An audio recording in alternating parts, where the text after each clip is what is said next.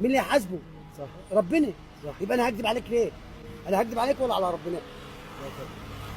احنا ناس ما بنخافش الا من ربنا، لا بنخاف من عبد ولا بنخاف من اي مخلوق ولا ربنا.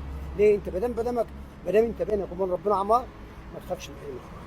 كلامك مظبوط. صح ولا لا؟ هسألك سؤال ديني، اتفضل. لو جاوبت عليه انا على قد ما اعرف هديك مكافأة. انا قد ما اعرف. انا يعني راجل عمي، وطبعا زي ما مش هقول لك انا مثقف ولا اعرف ده، انا اعرف ان انا بصلي وبحمد ربنا، بس على اخر ايه جهدي. يعني ما اعرفش قوي في الدين يعني. انا مش همزع ولا اقول لك لا، انا ما بحبش الا ايه الصراحه، يعني على قد الفاتحه والحاجات اللي هي بتاعت ربنا ديت، وربنا هو المستعان. واللهم صل على سيدنا، ما دام انت قلبك سليم، حتى لو ما تعرفش تقرا، ما تعرفش اي حاجه خالص، وقريت الفاتحه وضميرك سليم، ربنا ما تقبلك.